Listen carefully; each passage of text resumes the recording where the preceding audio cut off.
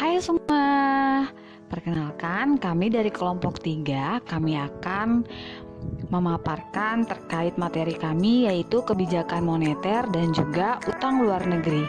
Nah, sebelum masuk ke materi, baiknya kita perkenalan dulu nih sama kelompok 3. Nah, yang pertama itu ada saya Dinda Ayu Putri Maiseka, dan ada rekan saya Randito Tribagas Muharam, ada Fikri Marwape, dan juga yang terakhir ada Frederick Adolf.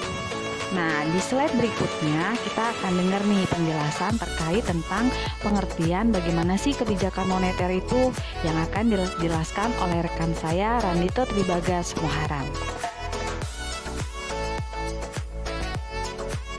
Pengertian kebijakan moneter. Kebijakan moneter adalah keputusan yang diambil oleh pemerintah dalam rangka menunjang aktivitas ekonomi melalui berbagai hal yang berkaitan dengan penempatan jumlah peredaran uang di masyarakat. Tujuan utama kebijakan moneter adalah menjaga kestabilan ketersediaan uang suatu negara.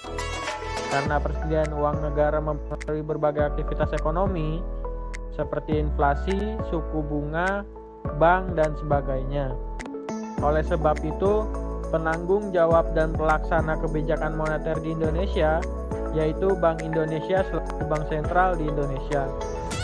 Ini didasari pada Undang-Undang Nomor 23 Tahun 1999 mengenai kebijakan moneter Bank Indonesia. Di sini ada tujuan kebijakan moneter. Yang pertama ada menjamin stabilitas ekonomi. Pertumbuhan ekonomi suatu negara harus berjalan terkontrol dan berkelanjutan. Hal ini dapat diwujudkan melalui keseimbangan arus barang atau jasa dan peredaran uang. Oleh karena itu, tujuan kebijakan moneter adalah menjaga stabilitas ekonomi melalui pengaturan dan penempatan terkait peredaran uang di masyarakat. Yang kedua ada mengendalikan inflasi. Agar inflasi dapat ditekan, maka Bank Indonesia menetapkan kebijakan bertujuan mengurangi uang yang beredar di masyarakat dan menjaga ketersediaan uang di bank. Sehingga salah satu tujuan kebijakan moneter adalah mengendalikan inflasi. Yang ketiga ada meningkatkan lapangan pekerjaan.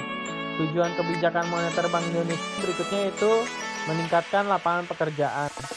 Stabilan peredaran uang membuat aktivitas produksi meningkat. Dengan naiknya kegiatan produksi, maka diperlukan sumber daya manusia dalam pengelolaannya. Sehingga hal ini mampu menyerap tenaga kerja dan ketersediaan lapangan pekerjaan. Yang keempat, ada melindungi stabilitas harga barang di pasar. Ketika harga stabil, maka menumbuhkan rasa percaya masyarakat terhadap tingkat harga sekarang dan di masa mendatang. Sehingga tingkat daya beli antar periode tetap sama.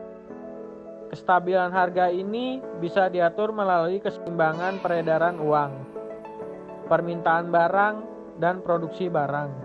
Yang kelima ada menjaga keseimbangan neraca pembayaran internasional.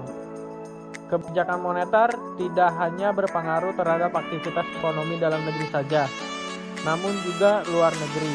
Salah satu tujuan kebijakan moneter adalah menjaga keseimbangan neraca pembayaran internasional. Hal ini dapat diwujudkan melalui kestabilan jumlah barang ekspor dan impor sama besarnya. Oleh sebab itu, tak heran pemerintah sering melakukan devaluasi dalam hal ini. Yang terakhir itu ada mendorong pertumbuhan ekonomi. Sebab demi mencapai tujuan tersebut diperlukan berbagai kesuksesan tiap komponen, misalnya seperti tersedia lapangan pekerjaan, kontrol tingkat inflasi, aktivitas produksi, dan permintaan barang, dan lainnya.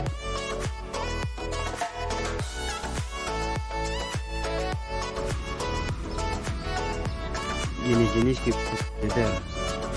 Jenis-jenis kebijakan moneter menjadi dua.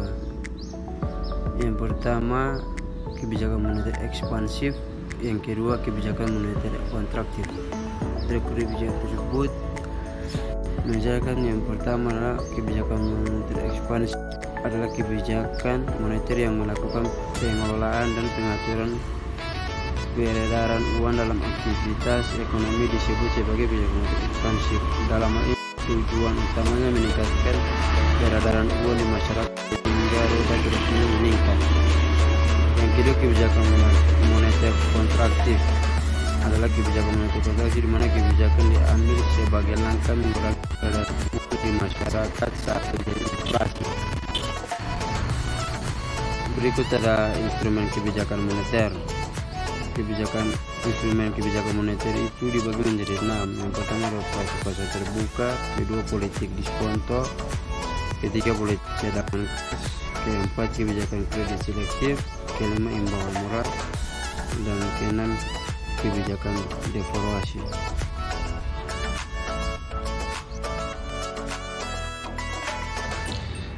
Contoh kebijakan moneter di Indonesia.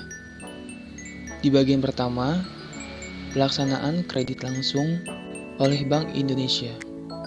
Contoh kebijakan moneter adalah Bank Indonesia mengadakan kredit langsung.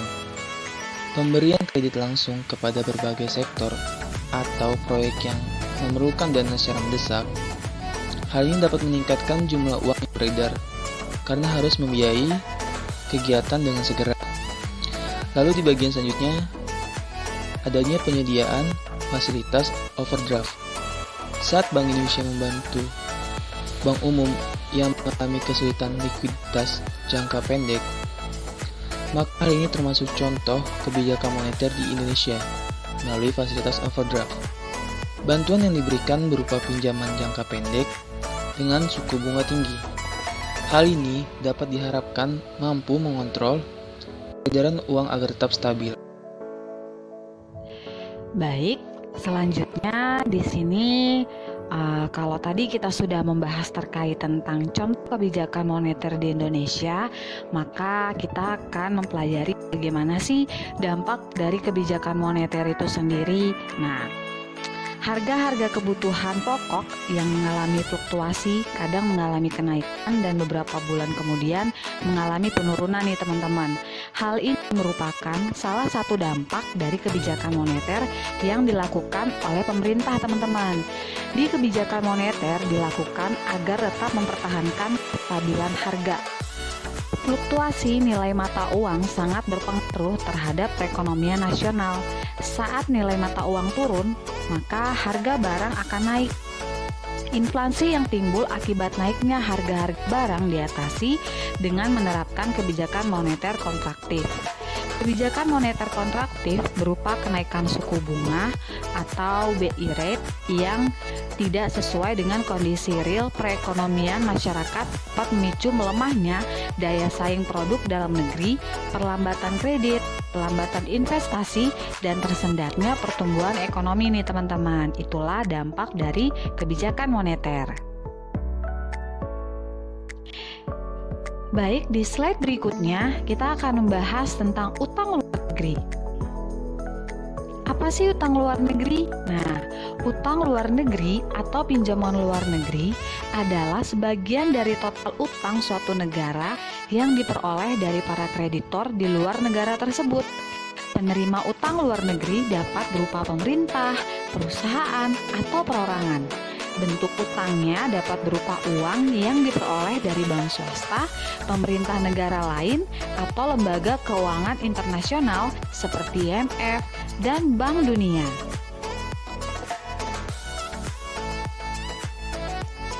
Nah, kalau di tadi kita sudah membahas tentang apa sih yang dimaksud dengan utang luar negeri. Sekarang kita akan masuk dalam pembahasan bagaimana sih dampak positif dan negatif dari utang luar negeri itu.